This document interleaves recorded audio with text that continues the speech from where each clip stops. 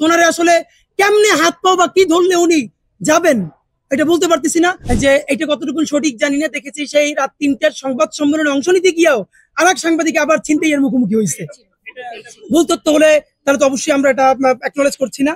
যেটা ব্যাপার আমরা এটাকে রেগুলেটরি করতে বলতে চাই, এইটা সম্ভবত উনি পারিবারিক চাপে সংবাদ সম্মেলনটা করতে রাত ৩টায় বাধ্য হয়েছেন।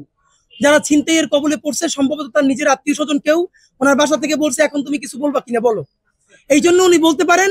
অথবা বয়সের ভারে নুজো হয়ে উনি সময়ের জ্ঞান হারাই ফেলছেন। রাত ৩টার সংবাদ সম্মেলন দেখবে কি আর কাভার করবে কি ভাই? রাত ৩টায় সংবাদ সম্মেলন না করে পুলিশের 10টা গাড়ি নিয়ে আপনি বরস্টে গিয়ে দাঁড়াই থাকেন যে কার বুকের পাটা আছে, আয় পারলে চাঁদাবাজি কর।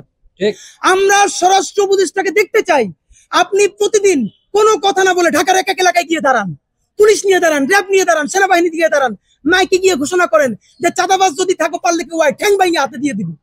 আপনি সেইটা পারেন না, আপনি এসি রুমের মধ্যে সংবাদ সম্মেলন করবেন, এটা তো মস্করা।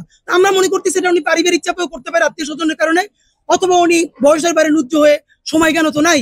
তো উনি আমার বাপের চেয়ে উনি বয়সে বড় মানুষ, কি বলবো। তো ওনারে আসলে কেমনে হাত পাও বা কি ধরলে উনি যাবেন এটা বলতে পারতেছি না। আপনারা আমাদেরকে পরামর্শ দিয়ে আমরা ওনারা সেটি বলবার চেষ্টা করবো। দ্বিতীয়ত আপনারা বলেছেন যে ভিডিওগুলো ফুটেজগুলো ছাড়া হচ্ছে, ভাই এখানে আমরা ভিডিওটা কে করছে এটা আমরা বলছি না।